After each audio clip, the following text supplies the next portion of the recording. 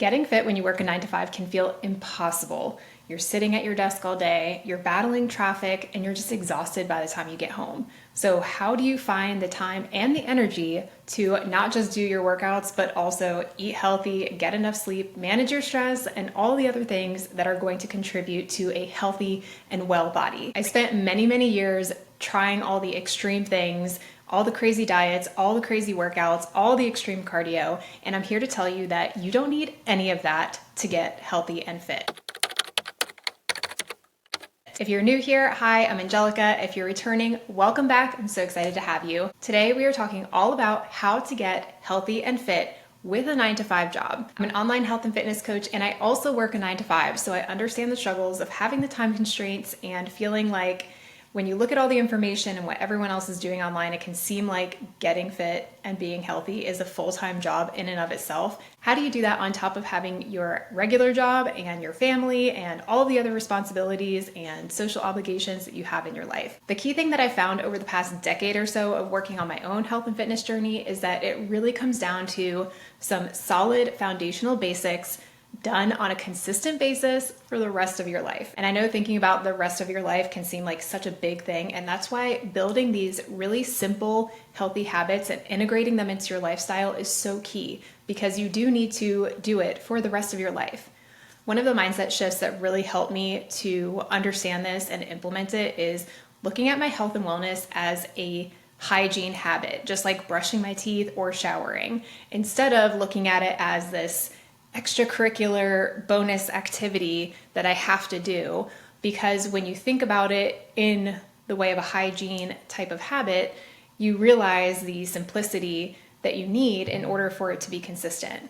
We're all going to go through different phases of our lives, different situations in our lifetime, and you have to be able to adapt what you're doing in order to fit that and to pivot throughout your life, which is really hard to do when you are trying to do extreme, workouts or extreme diets, or be really strict or really focused on one single thing. So learning how to incorporate the basics and then be able to be flexible with those in different ways is really what's going to be the key to helping you have a fit and healthy life. So today is video 1 in my 9 to 5 fit series, and we're going to be going over 6 simple habits and tips that I have for you to get started on your fitness journey. In the upcoming videos, I'm going to be diving really deeply into each one of these categories and these tips a little bit more to give you more knowledge, more insight, more tips, and more ways to incorporate it into your life. But we're going to start out with high level. So tip number 1 to get fit and be healthy, even when you work a 9 to 5, is to move your body more. Most people are working a desk job, so you're sitting for the majority of the day. You're sitting in your car on the way to work, you're sitting at your desk all day long, you're sitting in your car all the way home, and then you're probably sitting on the couch most of the evening. So we need to just make it a habit to get more movement in during the day outside of your workouts as well. There are a lot of little ways that you can do this. Of course, things like parking in the back of the parking lot so that you can walk further into the store, taking the stairs instead of the elevator, things like that. One of my favorite tips for incorporating more movement into your day is to walk more. Walking is such a simple, low impact, and easy way for people to add in more movement throughout their day. You can incorporate it in a number of ways. Some of my favorites are to take a morning walk. So once you wake up, ideally when the sun is up, going for a quick walk, even if it's just 5 minutes, going around the block, something like that. This is easy if you have a dog because you're having to do that anyway, but you're getting in more steps, you're getting in some fresh air, you're getting in some sunlight, and this is all going to just help your body wake up a little bit more, move a little bit better during the day. Another key way to add in more movement and more walking is to walk post-meal for about 10 minutes after each meal. This is great because it also aids in digestion. So it helps your body to digest your food better and faster. It can also help reduce bloating and reduce your blood sugar levels. Another key way to add in more walking is during the workday, every 60 to 90 minutes, you want to get up from your desk and take a walk. This can be walking around your building, walking to the other side of the building, going to the furthest away bathroom, taking a water break, whatever you can do to get up, get away from your desk, no looking at your screens. That means don't bring your phone with you to scroll on TikTok. You really want to give yourself not just that movement break, but also a break from looking at your screen, because that's going to help reduce your eye fatigue. It's also going to help give your brain a chance to like reset and refocus a little bit more. And you're going to come back to your desk, come back to your work feeling more focused and more energized. And finally, one of my favorite ways to incorporate more walking and more movement is to do a post-work walk. Now, I work from home and I have for the past several years, so this is especially important for me to do because it really gives me that separation of work and home.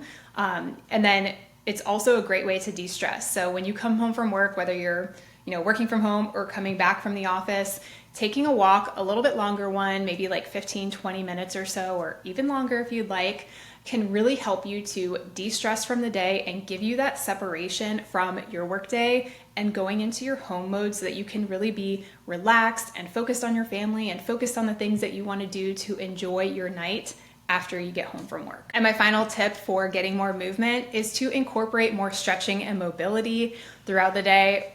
Again, when you're sitting at your desk all day long, there are muscles in our body that are being weakened and atrophied from being in this position all day long. And we really need to work to, stretch and to strengthen and to help our bodies be in a better position and have better posture from sitting all day long. So throwing in a couple of little stretches throughout the day, or right when you get home from work after your walk maybe, can really go a long way. Rolling right into tip number 2 is to find a program that works for you and works for your schedule.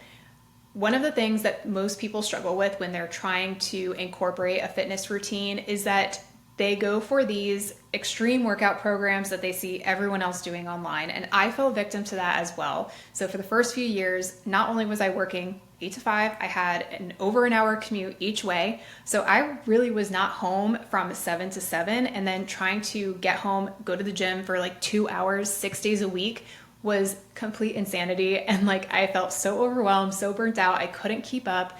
And I just kept getting more and more discouraged every time I missed a workout, or I couldn't make it, or, my schedule got thrown off, or whatever the case may be. And I didn't realize, and I think a lot of people struggle with this as well, is that number one, even if you are following a program like that, you don't have to do everything 100% every single time. Something is better than nothing. But a lot of us get so stuck in that all or nothing mentality that if we can't do our full workout for 2 hours at the gym, then we're not going to do anything, right? So I really want you to break away from that. Find a program that's going to fit your schedule. If you have really crazy slammed weeks and you don't think that you can drive to the gym, find a home workout program that you can do, whether it's body weight only, or maybe a couple bands and a set of dumbbells that you get to have at home. And then that way you're eliminating that drive time. You can still go to the gym if it's going to fit your schedule and if you have one close enough. For example, there are times where driving the 15-20 minutes to the gym for myself and then incorporating that 40 minutes of travel time is going to make it impossible for me to actually get my full workout done. So instead, I opt to work out at home. Now, thankfully, I have a ton of gym equipment at home, so I don't really have to adjust my workouts that much.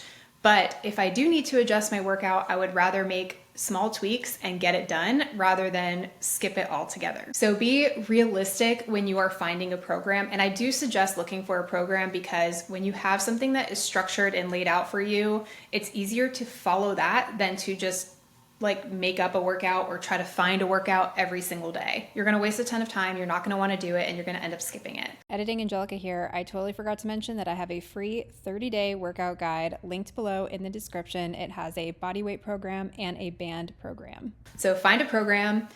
A decent program done really well is going to do way more for you than, the best, most optimal program done half-heartedly or inconsistently. So find something that is going to fit your schedule, whether that's 3 times a week at home for 20 minutes or 4 times a week in the gym for half an hour, whatever the case may be. Only you know your schedule. But the idea here is that we want to find something that we can be consistent with as we build this habit.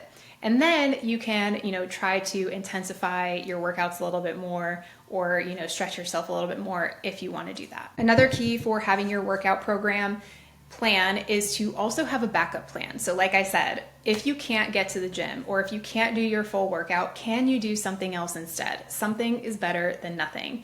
If I can't do my full workout, I'm going to do half of it and I'm going to focus on, maybe the biggest lifts or the muscle groups that are most important to me. If I can't do my workout at all, then I'm going to, maybe do some body weight stuff or do some stretching or go for a walk. Always have a backup plan and do some type of movement, and that's going to help you maintain that momentum of moving your body on a consistent basis. Tip number 3 is to simplify your nutrition.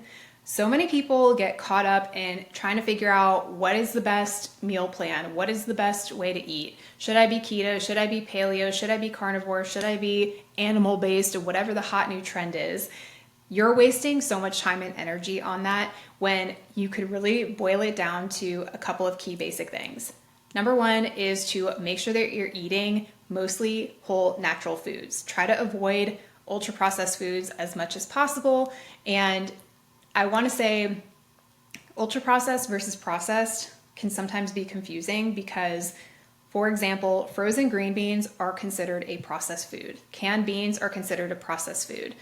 Are those foods bad for you? No, unless you have an allergy or something like that. But obviously there's a big difference between frozen green beans and like Cheez-Its. Okay, so use your common sense. So when you are building out your meals, when you're grocery shopping, all of that, make sure that you're focusing mostly on whole natural foods as your main source of food. Next, I want you to identify 2 to 3 of your go-to meals for your work weeks, especially. During the week, time is short, energy is short. We want to optimize our nutrition without it needing to take a ton of time and effort on our end. So find 2 to 3 recipes that you really enjoy for lunches, for dinners, for breakfast. That way you can quickly either make them the day of or you can prep them ahead of time.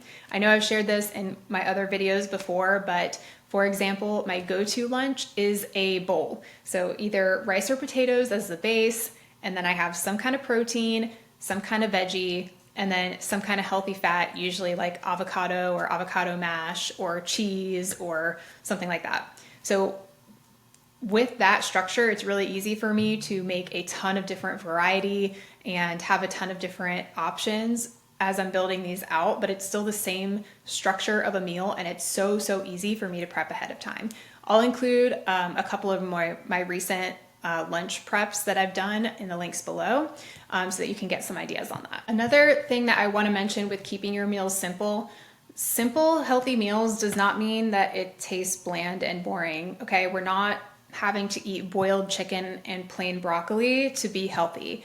You can use seasonings, you can use spices. Eating healthy does not have to be boring, okay? I promise. And in a future episode, we'll talk way more about nutrition, and I can kind of dive more into how I do my meal preps and how I find simple and easy recipes to create during the week. Tip number 4 is to stay hydrated. So many people are not drinking nearly enough water. A lot of times your thirst and dehydration can be confused for hunger, and then you get snacky when really you just need some water.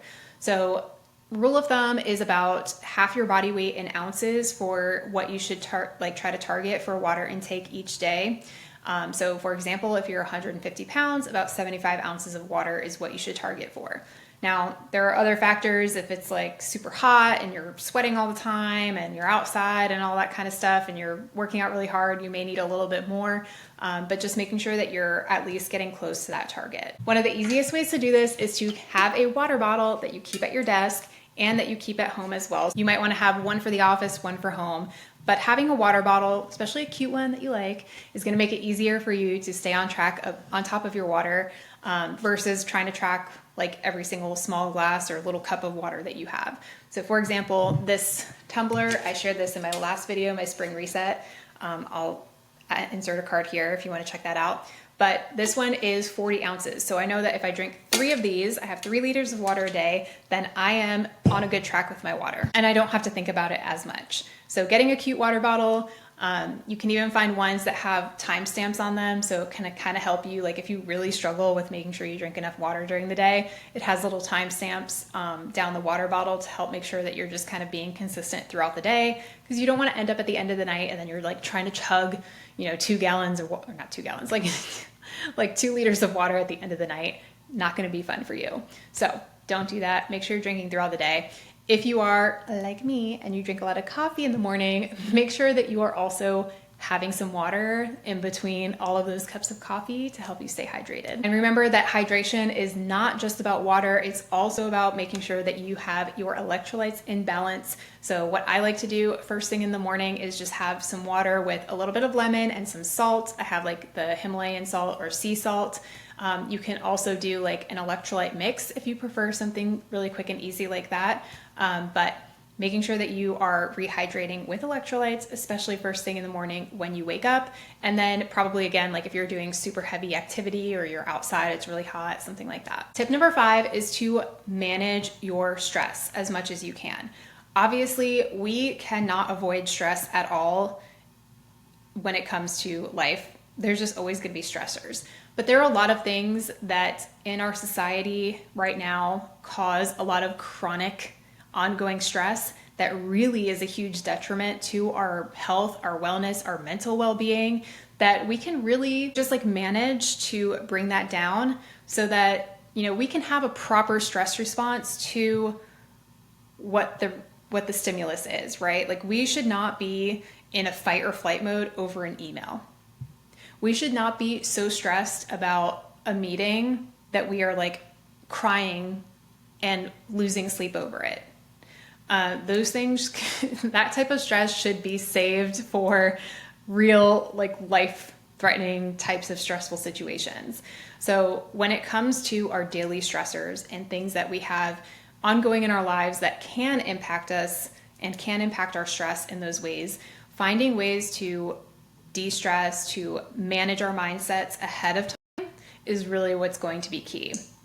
And I am saying this to you as a chronic warrior, not warrior like I'm fighting, like warrior like I worry about everything all the time. And I've really had to work at it to switch my mindset and to put things in place to help me overcome that, because I realized the toll that it was taking on my mental health, on my emotional well-being, on my physical body, and it just was not good. So, this can be a number of different things for different people. You can make a little like self-care menu type of thing based on how much time you have. I've seen those on Pinterest. They're super cute. But finding the things that work for you and that you can incorporate into your daily life to help be more proactive with it. So for myself, one of the biggest things that I've implemented is every single morning I am doing my gratitude and my prayers in my journal. Every single morning without fail. I've habit stacked that with drinking my coffee so I don't miss it. And that has done so much for me, because first thing in the morning, I am starting my day off with gratitude and then like praying and setting my intention for the day. And I'm putting myself in that positive frame of mind so that as the day goes on, I'm better able to manage the things that are coming at me because I'm already in that good mindset, versus how I used to wake up was I would wake up, I would immediately like check my social media, check my email, and then I'm in this state of response right away. And I'm letting things emotionally affect me and just hit me and letting myself kind of spiral throughout the day. And that was a much more negative way to live.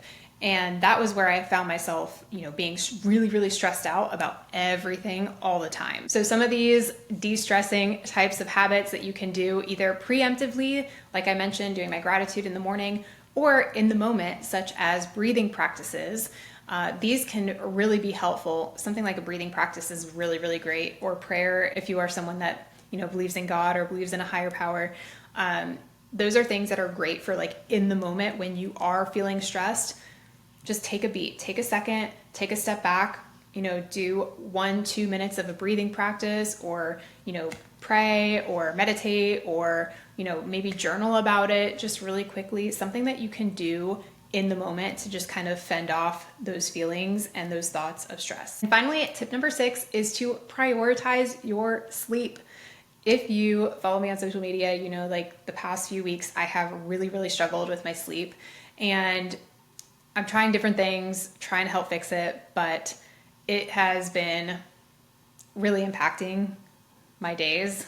Obviously, when you don't get enough sleep, when you don't get quality sleep, it can not only just like leave you feeling tired and groggy and foggy, but it can reduce your cognitive abilities. So it's like harder to think, it's harder to focus, it's harder to, you know, have, obviously me searching for the words here.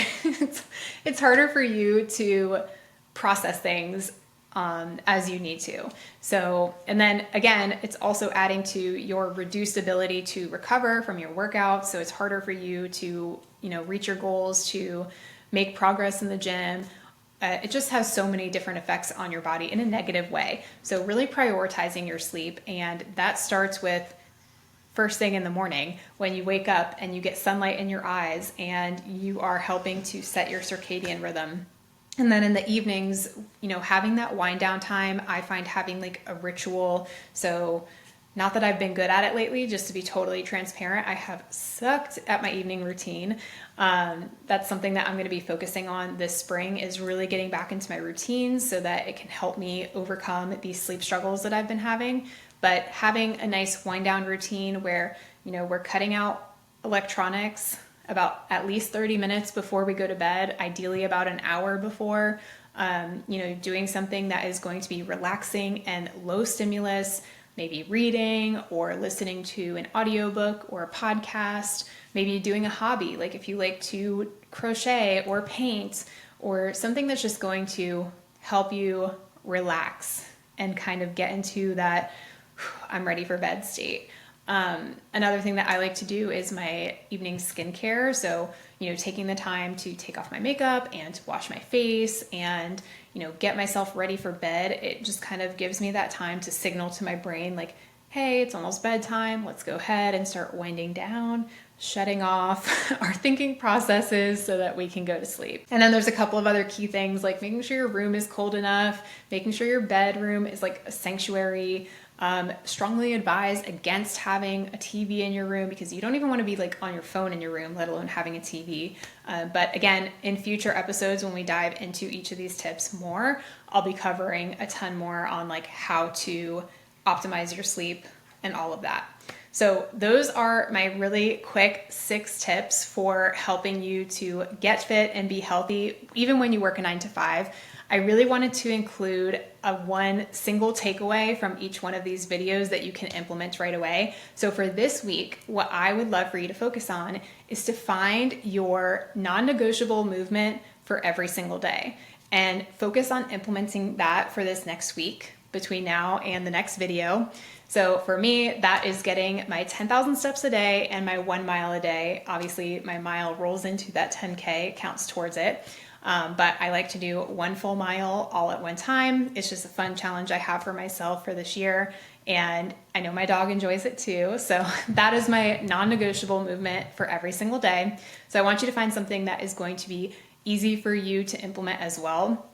Make sure that it's not too big of a stretch. So right now, if you're getting like 4,000 steps a day, don't try to jump all the way to 10. You know, maybe just say, I want to get an extra 2,000 or 3,000 steps a day. Or maybe it's just incorporating that 10-minute morning walk or, you know, your evening walk. Keep it simple, be consistent with it every single day. And then next week, I want you to come back for the next video and let me know how you do with that. So that is all I have for you today. If you have anything that you want me to cover in this series, if you have questions or, you know, specific things that you want me to talk about, please drop them in the comments below. I would love to hear from you and really make sure that the videos that I'm creating are helpful to you and providing you the information that you need to be successful in your health and fitness journey. For now, make sure that you subscribe and hit that notification bell so that you don't miss the next episode. Like this video if you enjoyed it and share it with somebody that you think would find it helpful as well. And I will see you next time.